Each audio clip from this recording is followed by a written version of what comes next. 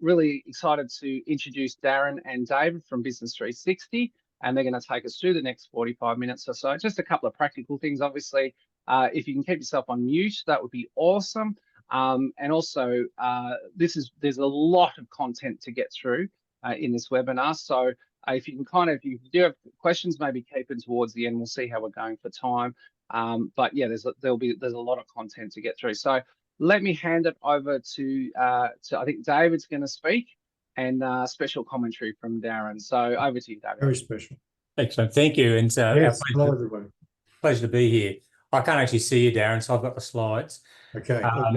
So I trust everyone can see the presentation. And today's talking about workplace laws, and I appreciate there's maybe some disparity around what's constituted a workplace, but a workplace in the eyes of the government is any enterprise or endeavour where we conduct works. So whether it's works of goodwill, works of charity, works around religion, works around for profit or not, it's to do with the workplace where people gather together to conduct work, whatever that might be. And there's been three major changes over the last 12 months through three different regulators of people. So we start to think about work or workers as people, and it really doesn't matter whether they're paid or unpaid. Once they're in our auspice, they're under our control, and we do have to maintain certain rights and privileges and certain good, I think, call it good principles or practices. And we'll talk about those three today. So the first one is the Human Rights Commission and their view on the world as they've put in some legislation late last year. Then we'll speak about workplace safety, which is where we conduct our enterprise. And then lastly, we'll talk about fair work and closing the loopholes. So today is just meant to be educational.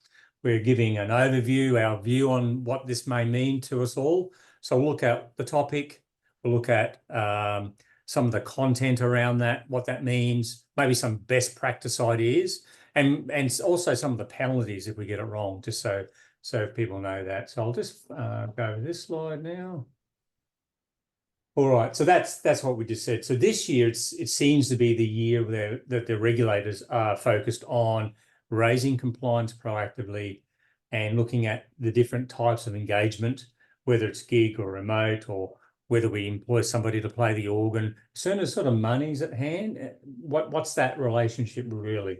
And the focus is individual rights, creating a safe, discrimination-free workplace, which is, I suppose, a good business practice. So compliance up, risk down. And it's the year of proactivity, and you'll see this theme. So the first theme that we'll look at today is positive duty. You think we sort of heard duty of care, but positive duty. And as we have moved around Australia in the last particular 6 months, Darren and I, we've found that people have some recollection of the word, but actually not what it means at all. And in the setting around human or humanity, the Human Rights Commission have come in and defined even more.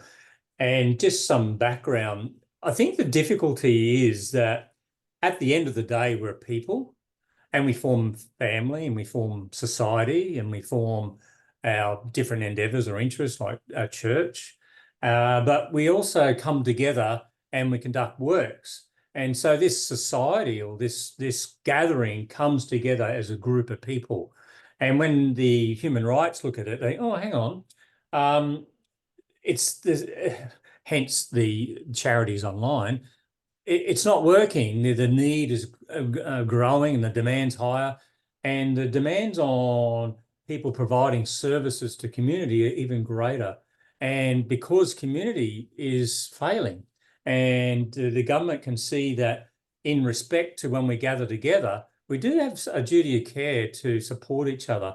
And the theme of positive duty will show how that theme runs through these three regulators. So in essence, the Human Rights Commission is looking at sex-based discrimination in our works, not necessarily the workplace in the traditional sense, but in our connections to the work endeavour. And what they've done is to try to arrest some of this is the legislation has now changed that the management, directors, those on boards now have a liability, and you'll see that when we look at PCBU later, the shared liability, without the organisation faces penalties and risks and responsibilities. Boards and management face their duties of care, and so does the workers or those carrying out the works. And you can see that now this reactive system hasn't worked. So now they want to move to a proactive governance. So we're being measured through proactively. So management now extends to preventing the actions of those in our care. And wow, that's a different thing. I'm now responsible for the prevention of these things in my team or cohort. Darren, would you like to chip in and we'll go through? Yeah, and again, probably the role I'll play today is to sort of talk to the legality side of things. This positive duty, it's within the Sex Discrimination Act, but also runs through workplace health and safety. So it's not a new concept, as David said, but in this area around human rights, it's really around the organisations or people conducting the business they're undertaking. So you'll hear the termination PCBU quite a lot today. So again, that, as David alluded to, it's board members, it's CEOs, it's CFOs, it's managers, even right down to line managers. If we're in some sort of leadership position, we are on the hook, so to speak, for this positive duty. And that's around reasonable and proportionate measures. For what reason? Well, from a human rights perspective, it's to discriminate certain types of behaviour. And that behaviour is on the grounds of sex, or whatever colour of the rainbow you may be, or how we interact with each other, harassment in connection with work, sex-based harassment in connection with work.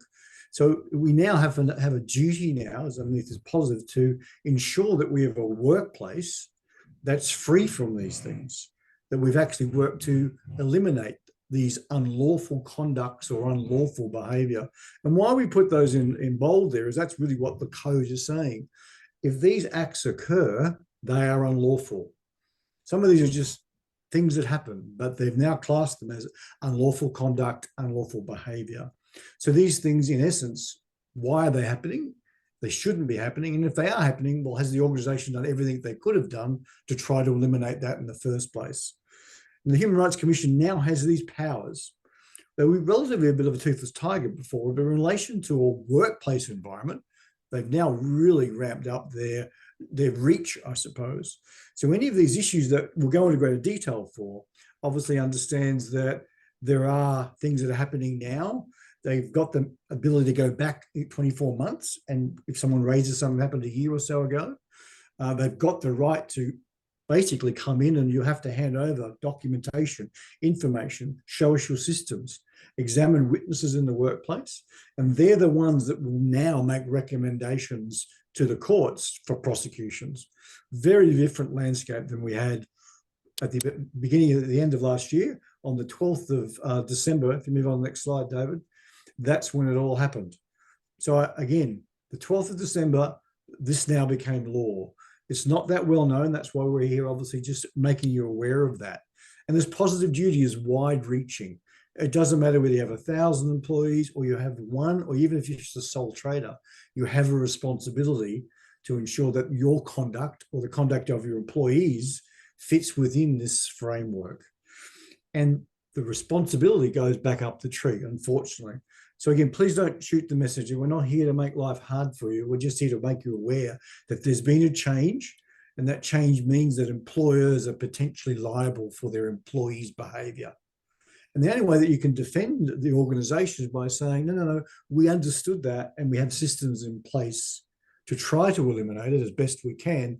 But if an employee still does the wrong thing, that's them acting on their own volition rather than the company endorsing it through lack of having the right systems in place. So again, as we said, business owners, operators, employees, management, even external parties that come into our organisation that deal within that community workplace that David said, all have to take a level of responsibility. But the higher up the tree we go, the greater level of responsibility lies. So it used to be a workplace was just 8 to 5 wherever we work. Unfortunately, with this code of practice that they put together, they broadened it out to be, it could be at work, it could be outside of work, it could be at a work function, it could be on social media. it could be one of your clients bullying and harassing your employee, or vice versa. So they just opened it right up to whoever we're coming in contact with. We have to have the right systems in place to try to eliminate this in the first place.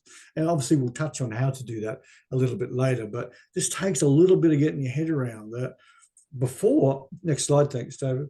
Before, it used to be, what did we do when something went wrong? Now we've got the responsibility of proving that we did everything we could to eliminate it in the first place. So again, this proactive management side of things. So obviously the objective is to prevent it. And obviously the only way to demonstrate that you're doing it to the regulator and also ensure that it's happening inside your organization is to have a proactive approach. And it's an ongoing measurement, ongoing engagement, ongoing dialogue, ongoing training and support. But we often have to start with the intent to begin. So again, prior to the 12th of December, workers would report some unlawful behaviour that happened to them, and obviously an organisation may investigate it, or the regulator may get involved as well. Now, different world. As of the 13th of January, the organisation and the PCBU have to actively prevent these things by having the right policies and structures in place.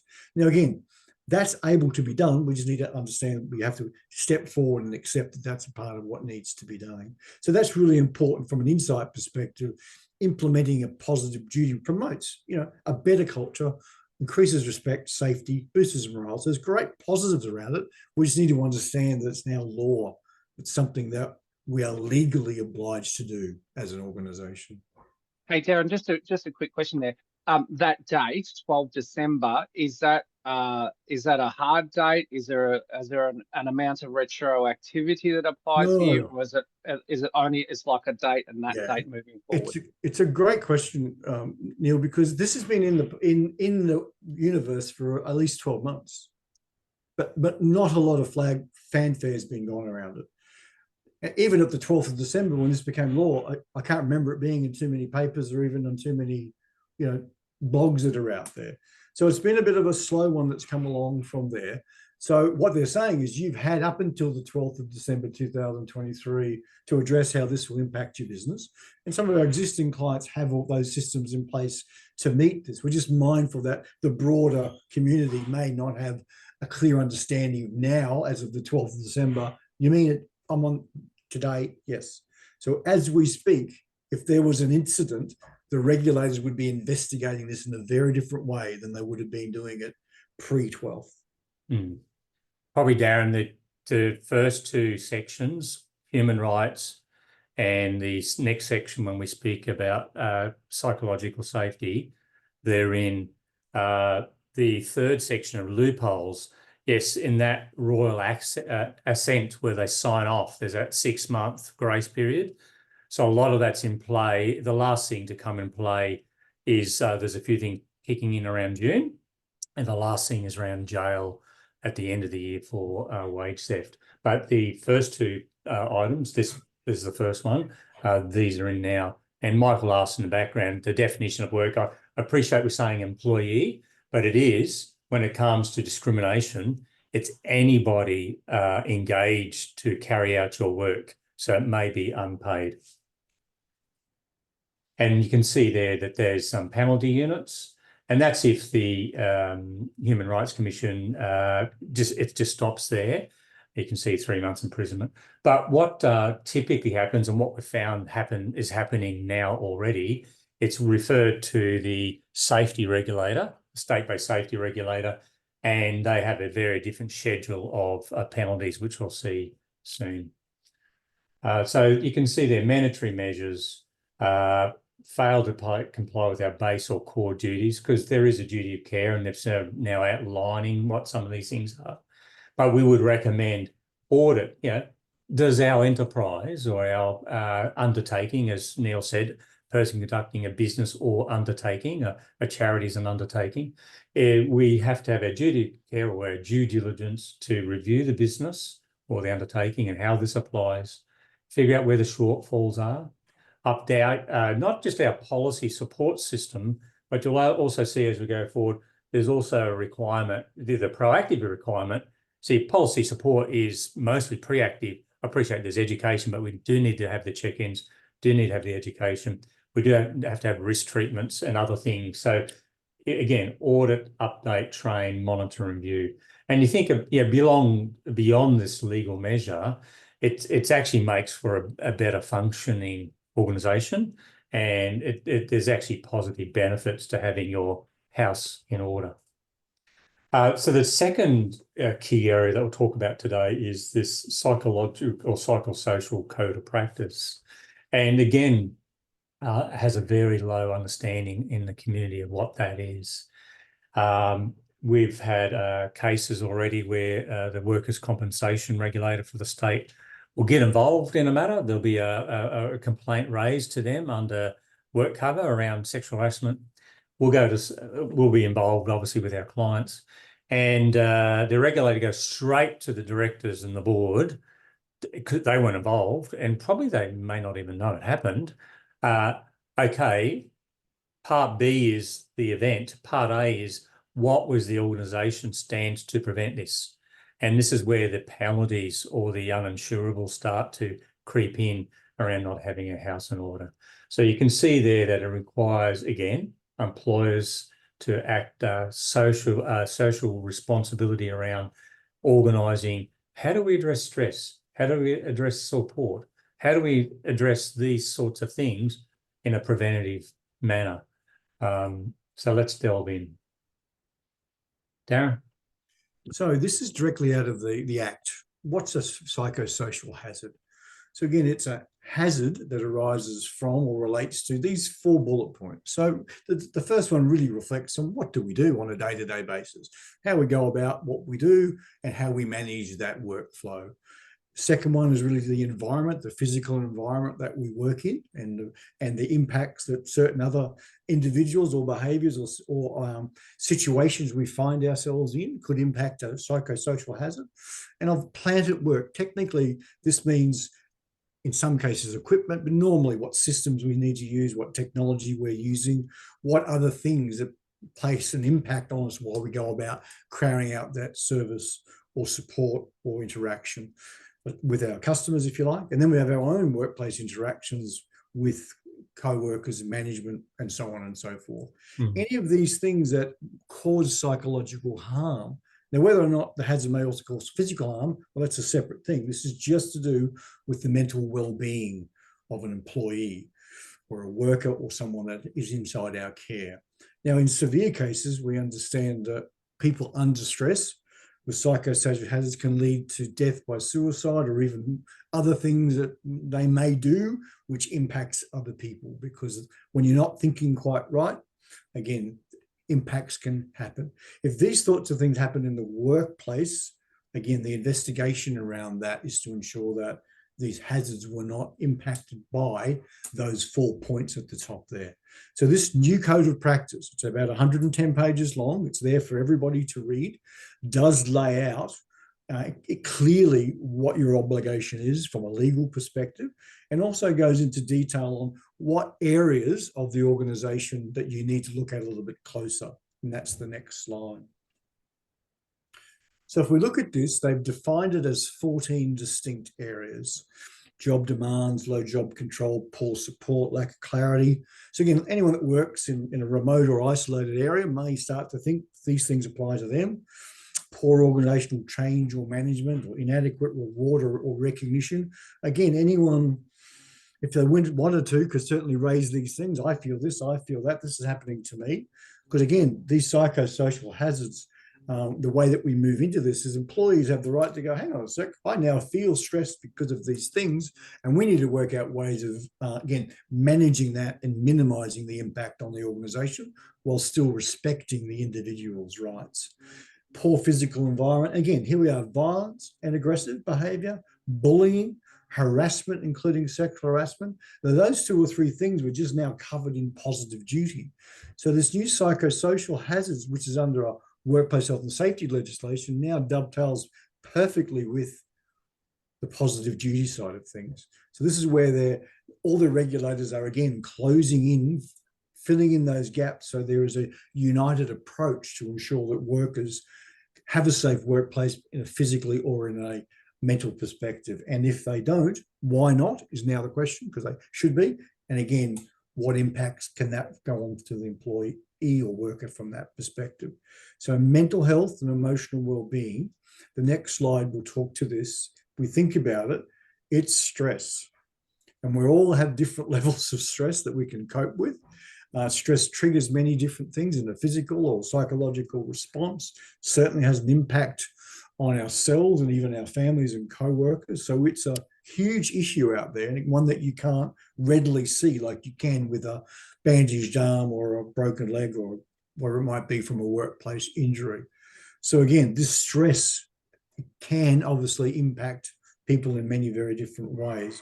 So just mindful that a couple of slides back, we've got these 14 areas that employees obviously can feel stress. Now the regulator's saying you must be able to risk manage, evaluate it, come up with systems, engage with employees, and ensure that they're being protected. So this PCBU, persons conducting a business undertaking. That can be a leader, director, a board member, senior manager.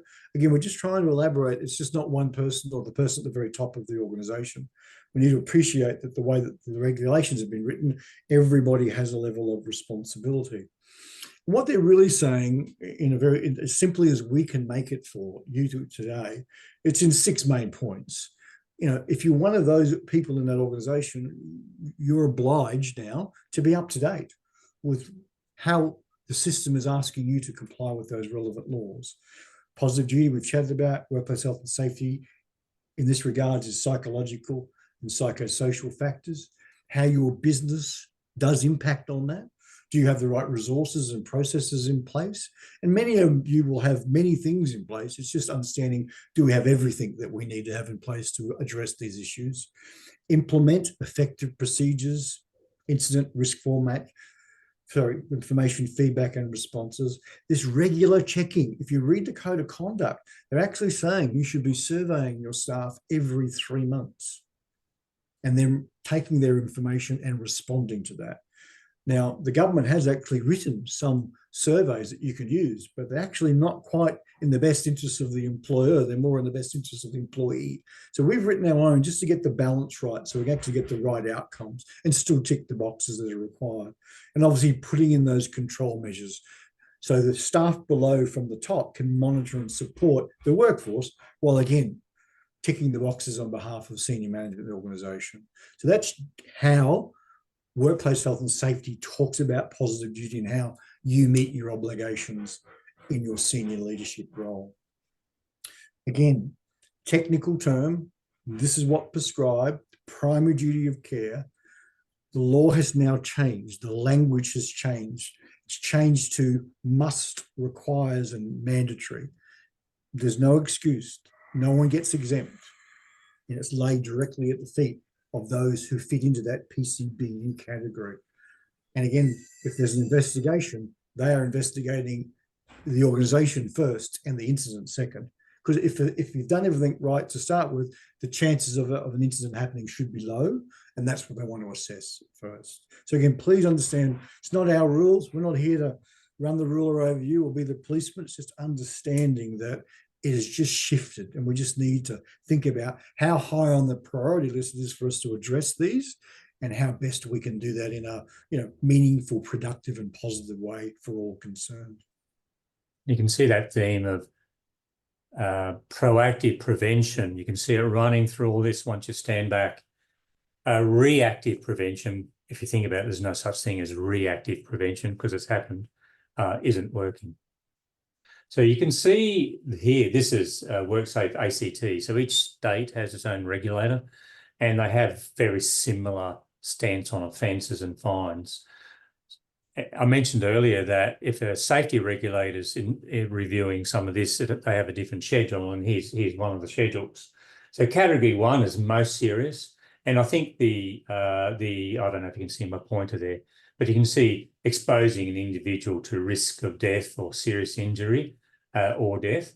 And here's this tiering on an individual, so the worker or the person providing the work.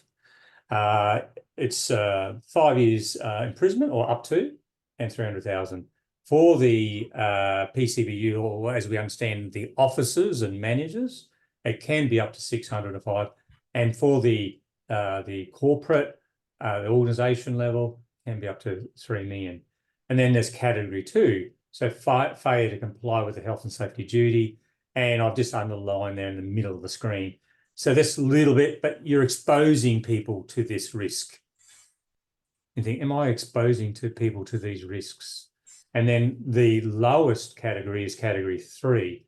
So to failure to comply with the health and safety duty. You think, well, what's my health and safety duty?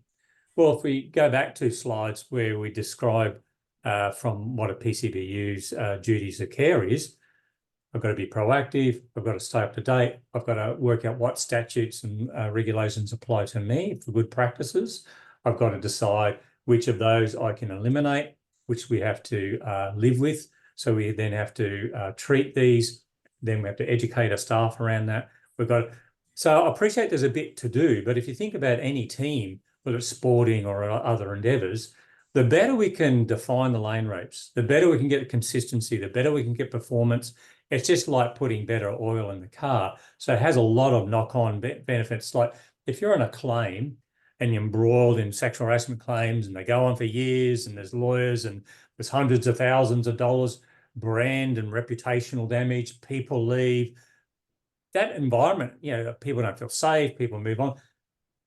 It's just good sense to get it right. And that's what the government's saying. Like, we don't want to fine you, but if you're going to do this sort of thing, this is befitting in their view. So just category 3, just failing in my duty can be up to 50,000 for the worker, 100 for the officers, and 500 for the corporate. So you can see the seriousness of it there. And we're already defending these or supporting our clients with these interventions because there's a triaging effect around, okay, an event happened which triggers something in somebody else, and now our duty of care is expanded, and it can get out of control very fast. Or for performance managing somebody, or suddenly they see the doctor and they're a workers' compensation thing. So this new quell of circumstance around workplace relations is the big thing, we think, and it's what's happening now. And just alerting people, how are we going to manage or prevent this? And when the music stops, everyone needs to be able to feel they've got a chair. So today we're trying to equip you with, how do we set up a chair so we may not be able to stop it, but to show that we took reasonable measures to prevent. And you can see an escalating voluntary compliance, that's what we're talking about now, down the bottom on the green, and levels of less best practice through to fines and penalties and court proceedings. On the left there, you can see a number of regulators who have a part to say or part to play in different aspects of the human relationship. So interesting, you might have a psychosocial mental well-being issue or a return to work or what have you. But how we handle that's now moves from the safety basket to HR. So there's an interplay or intertwine between human rights, HR, safety. And I suppose if I was to say it different, if we gave it a label, we're looking at corporate well-being, the old employers of choice where we have certain things in place because it's good to do. So our corporate well-being or our organisation well-being is directly linked to our team and personal well-being. It just can't not be. And so if we embrace it, that we're actually raising the bar for corporate well-being. So there's some changes there. There's a regulatory focus moving forward, unfortunately, due to the number of cases that are happening. Expect more cases. Informed action, so stay ahead of it. What's your information systems? Have we risk assessed our business? So how these things apply and so on and so forth. But early intervention is key in this. You can't be a member of a HR service now that's reactionary helpline with some templates. Again, it's horse after the cart. We need to be, those services, I think you'll find aren't sufficient moving forward. But the takeaway is it's good sense to equip the organisation with the right tools, the right knowledge, because the biggest risk or the biggest moving part in any organisation is its people. And there you have it. Cost of industry came out last year based on the stats of the year before. At that point, up to $70 billion annually is the economic cost to business and the community. And AI groups, they did a survey, Australian Industry Group that is, and 78% of businesses at that point or already found impact on staff mental health issues. So due to that, we now have this. An interesting thing with, if you do download the social code of practice, you'll see that actually came into effect a year ago, and not many people know. The third area that we just want to touch on, and this does get a little bit more publicity, is closing the loophole. So this is the Fair Work Commission, and talking about human relationships in a different sense. So their theme around this, and being a Labor government, obviously they sort of like tinker around the edges, but they're just tightening up.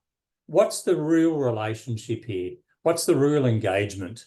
Are they a third party? Are they getting sort of some form of money to do works? Are they really a contractor? And they're looking at these laws to trying to minimise exploitation of people, which is a good thing when you think about it. So there's 10 key areas, and we'll just run through those. Pardon me. The Commission will look at now the true nature of the engagement and pay equality. And pay equality as a theme is, it really doesn't matter whether you employ me as a casual, a gig worker, or a worker working from home or what have you. At the end of the day, with the calculator, if I was to pull out the relevant award, what should the pay be? And you can see there that now it's moved from, instead of offering permanency after a year, for most businesses, 15 or more, after 6 months, the employee can request, if they've got sort of regular and systematic work. The right to disconnect, we've heard a lot about. We've fought for a lot of these freedoms. When I say fought, a lot of people have enjoyed freedoms of work from home and flexible work, but unfortunately it's brought on all these sort of disconnection and mental well-being, and all of a sudden I'm picking up the kids, but I'm working after work, and me as your manager, can I ring at 5? Are you still working or not? And it won't be quite the Nazi state, but we believe that certain positions will be reasonable, and that will need to be written into your employment agreements, that this is your role, contact will be, and it'll look like that for these things. Same job, same pay. That has 3 different shades, but you would have heard of that. People doing the same work is the main theme, and even down, probably not to affect this setting, but those who have enterprise agreements and things like that, or EBAs or WAs, if you know them as those. And we can't bring in workers on a lesser pay than these agreements and things like that. So we won't delve into that. Independent contractors, there's always conjecture around sham contracting, so there's heightened rules. Family and domestic violence, unfortunately, part of society. It started out as unpaid domestic violence, then it went to paid domestic violence. Now it's paid family and domestic violence. So it may not be particular to me, but particular to a member of my household.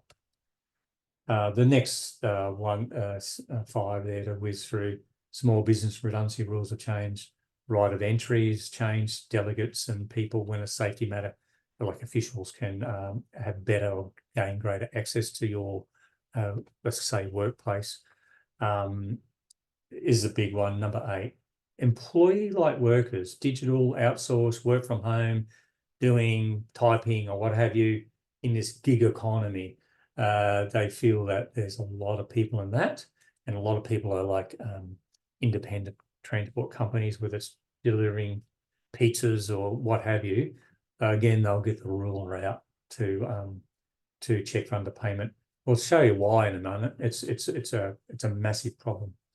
Industrial manslaughter, which fits in with that legislation we spoke of in work health and safety, even though we're in HR now, and penalties for underpayments. This will be the last one to take effect as of January next year. All these changes would have been in by around July this year, except for the criminal offence or going to jail for underpayments. And what does that mean in particular? If you search it, there's heaps of it. Heaps. And you can see here one article, I think actually one of the articles before us there, the second bottom one on the right, they're quoting 1.35 billion a year. A lot of articles will quote 800. I think there's a difference between self-reported and actual, but the Albanese government said, look, it's an offence. Drugs, sexual harassment, they're all offences, police matters, but so is theft. And if employee steals from the till, that's a police matter. Likely, if the organisation isn't paying correctly, that's also theft. And the problem is massive. Here's a survey where Rippling, a workforce management software platform, so they're just bookkeeping, if you like. Out of 500 respondents, over 50% said they made payroll. 50% of the Australian sector is paying incorrectly. Now you know why it's $1.35 billion. And they've broken down. Darren and I think, well, why is that? You know, we do have a difficult industrial relations system. We have done a review for a charitable organisation recently that do like NDIS type work. They had nurses, they're paying them under the SHADS award, but nurses don't come under that award. It's a bit like clerical. Sometimes they go under the Clerks Award, sometimes they go on the Industry Award. So it's very difficult. And you can see they're misclassifying employee 28%. We feel, whether intentional or accidental, that people are mispaying, and there's heaps and heaps and heaps of underpayments. So because of the severity of it, the Commission's moved to make it a jailable offence. Again, it's not okay to do this. People won't say, that's all right, you owe me 10 grand, but it's all good. So what will happen is the regulators are stepping in more and more because the problem's getting worse. So the laissez-faire approach to auditing our wages every year, and the PCB used to keep up to date and to review and audit. So if you haven't done that in the last year, you could be suffering underpayments. And Darren and I, we're directors of Business 360. It is very, very rare that we do a review of people's awards and pays, because there's more to pay than just the base rate. That's how we average and all sorts of things. Very, very rare that somebody has it completely right. So again, we do a review, and it's all confidential to you, but you can see there. So what's happening is it's prompting the government to act. In this article here, March 24, 850 million a year. So it's massive. David, I can tell you, I obviously I speak to all of our members. Yeah. I can tell you I know of at least 3 members who've had some significant issues in the last 12 to 18 months with underpayments that's been discovered, and then they've had to go back and find money, and then get accountants, forensic accountants to audit, and it's actually a mess. It's actually very difficult to correct. And then you've got to go to your employees and explain, you know what I mean? So it's a thing, and it's certainly not just out there. Like I say, it does happen within our member base. So yeah, definitely, and it's everywhere too, isn't it, Neil? It's just, but it's everywhere. It's not intentional. People are not out there trying to rip people off. Most of the time, it's I just wasn't aware, or it caught up on me, or it flicked over a year and we didn't catch it, or it's, you know what I mean? It's, people are not malicious often, Normally but not. can happen. Yeah. But it's still not okay, because we're meant to, our duty of care is to make sure it's right. So you look at these business practices around proactively getting our house in order. Said differently, every opportunity to get the endeavour, every opportunity has a cost. There's a business cost, which has a P&L with a lot of lines. Now, we're either going to pay now, fairly and squarely, or we're going to pay for it later. And I'm suggesting that that's probably the worst of the two evils. So let's pay now the lower rate to get it right, with all the knock-on effects not happening. So you're going to pay now or later. So what we're saying is it's best to be proactive. So you can see the company, which is the organisation, fines and penalties, and for the individual. So see that same theme through all the regulators: organisation, management, board, and individuals. Serious stuff. And to be honest, to underpay that much based on, oh, we just didn't have an audit done, that's not okay anymore. So what we're saying here is the theme is, let's employ people correctly. Yes, proper paperwork, proper awards, proper calculations. It's got to be right sooner or later. Let's pay them correctly. And then the procedural fairness is managing the organisation correctly and fairly. And we would all subscribe to that we actually want an organisation that's above reproach, an organisation that sets the fairness and equity and all these types of things. So employing people correctly, the right hiring practices and documentation, paying people correctly. Yes, get your audits done every year. It's just due diligence. Safety audits done every year. It's just due diligence, because you can see all these regulations changed in last year. Unless you've recently updated your system, you won't have adequately covered or addressed these areas. And then prevention over reaction. So the dot points in order: assess how these psychological risks apply to the business and our safety risks and our payroll and our people risks. Review how these practices align, how our practices align with legislation. The legislation, interesting enough, you get the award and will say that this person gets 4 weeks holiday a year. Great. But as a organisation, we get to dictate what notice we want, how many people can be off at once, you fill in a form. So the organisation in this due diligence is taking the obligation that we carry already, and our obligation is to educate and move it down to our workers so that they clearly understand their liability in this. And that's the process. So it's not red tape for us, it's our responsibility to educate our workforce around safe and fair work practices, because they're the ones carrying out the work. And that's, you think, oh, so I had one yesterday for a business in Sydney where they thought, oh, hang on, this is going to be a stick for us. I said, no, you're looking the wrong way. It's actually, you already have the stick. Your obligation is to pass that responsibility onto your workers. And once I understood that that's actually educating them in their dual risk and responsibility, it is what it is. So classify, confirm the proper work categories, update your terms, keep your paperwork up to date, educate your team, train roles, oversight, wellbeing strategies, check-ins, surveying. We can be going to do that for some people too. So you can see there that it's just a good sense to run your team properly, like a well-oiled machine. So moving forward, I think education, but unless you can demonstrate you've done the audit and review, you'll probably found short. How we assist, I appreciate we've thrown a lot of things in the air. AIRS has a helpline. Some people know that. So just to confirm what that is AIRS will pay per issue. So you can ring, you can't sort of ring 50 times about the same issue, but per issue, you can contact us, and up to an hour, AIRS will cover the fee. And then beyond that, if you'd like us to move from talking about to doing or assisting, we can be engaged on an hourly rate to support you from there if you'd like our involvement, further involvement. And you can see there things of performance and conduct and org change and redundancies and bullying. Things like pay, if we have a PD, we could give our view, but to give a proper view, you can see there support number 2, baseline audits. We can check the pays and awards entitlements. So that's a sample. That's say up to 4 positions or 4 staff, and that will give you a good snapshot whether you need to look further. So we do a review. The audit will come back to you with a report, and we'll discuss the recommendations, and then you can act as you will from there.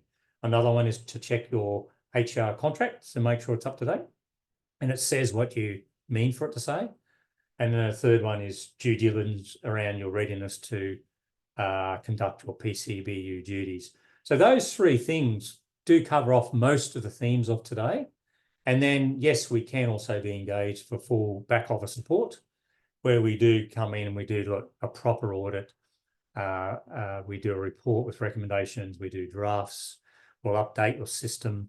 If your staff need updated paperwork and employment contracts, we personalise those to each person for you. So we take a lot of the grunts, a lot of the shoulder work out for you, and then we assist you around induction, whether it's Zoom meeting, sometimes face-to-face, sometimes we provide videos.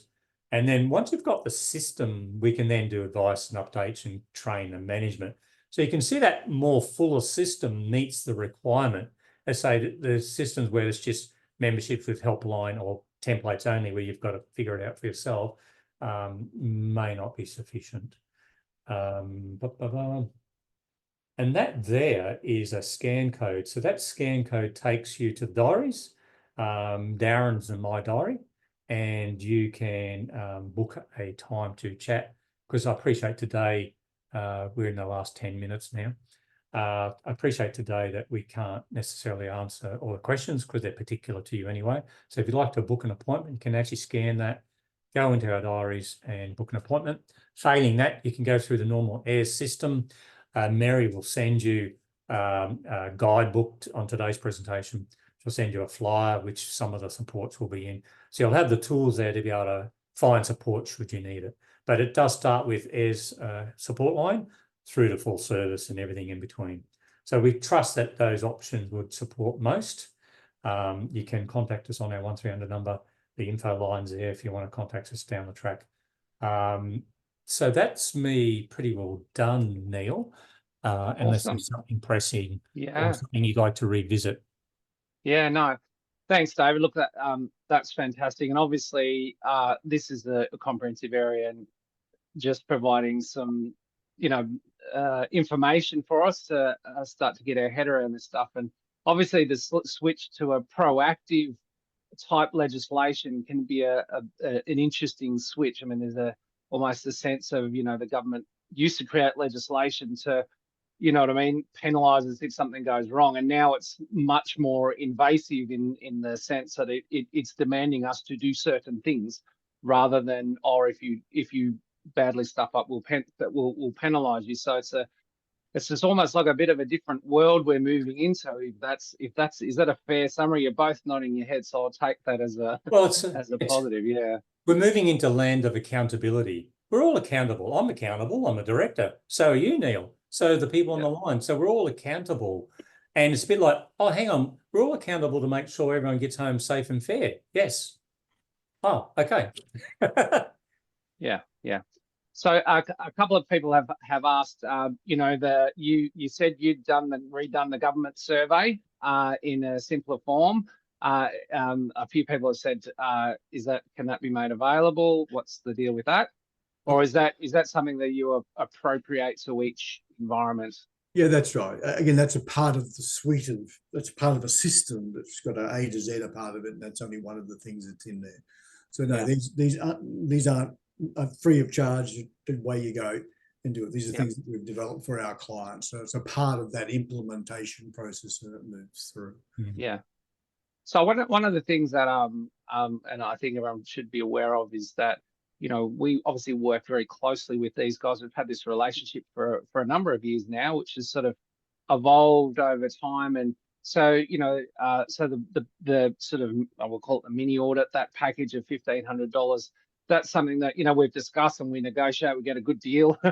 We crunch them down and try to get some discounts in there and things like that. But it's sort of, looking at where we are, we'll sort of try to package it up. I think $1,500 is pretty minimal for the sort of, that snapshot piece on the current legislation that, that we're looking at. So I would encourage people, rather than, feeling like you have to launch into the big thing, it's a great place to start, and then you'll get a sense of, where certain gaps are, and if there is big problems. Is that fair? Yeah, I think those that are in middle and senior management, I think it's a great tool that we can help them, look at what's happening in their organization and put some facts around that they can then share with their appropriate board members or senior managers. And that's just they're doing their own due diligence at a local level.